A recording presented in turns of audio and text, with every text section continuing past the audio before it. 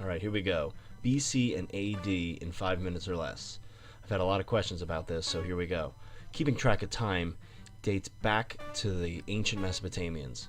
There were many civilizations that had their own system of keeping track of years, but our modern system of numbering years was not developed until AD 525 by a man named Dionysius Exiguus. Sorry for the bad pronunciation. Dionysius invented the system that has school children across the globe confused about what AD and BC stand for. So what do these letters mean? BC stands for before Christ. The term BC denotes before the start of the era.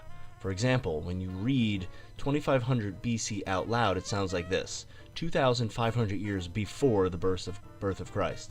Naturally, it counts down to the birth of Christ.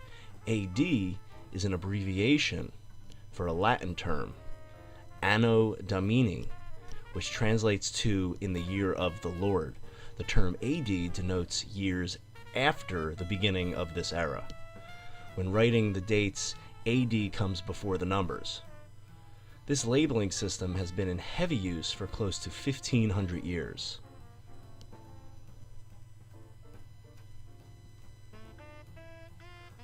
So there's a common misconception out there, and that AD stands for after death, as in after the death of Jesus. That doesn't even make any sense. This would mean that the 33 years commonly associated with the life of Jesus would not be included in either of the BC or AD timescales.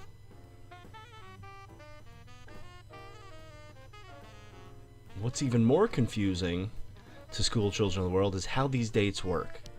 Think of time as a number line. All the years that came before Christ are counting down to his birth, or if you're an athlete, those are negative numbers. All the years after the birth of Jesus go up. These are positive numbers. Now I know what you're thinking. What if you don't believe in JC?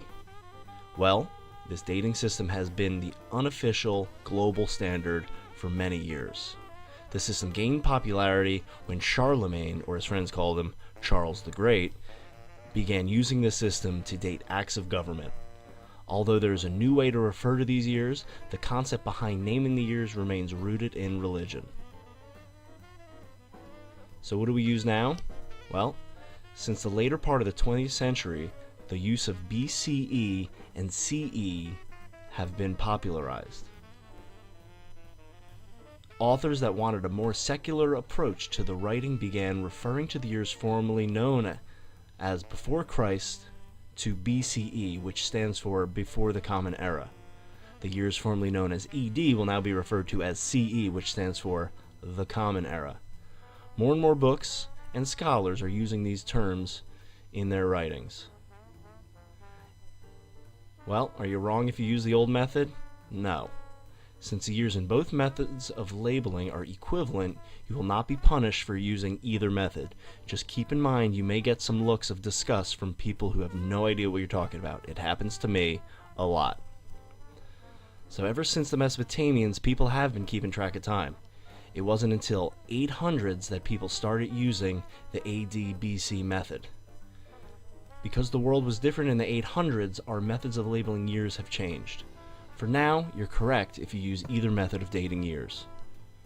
Well, that's our 5 minutes or less. Here's some sources and some photo credits.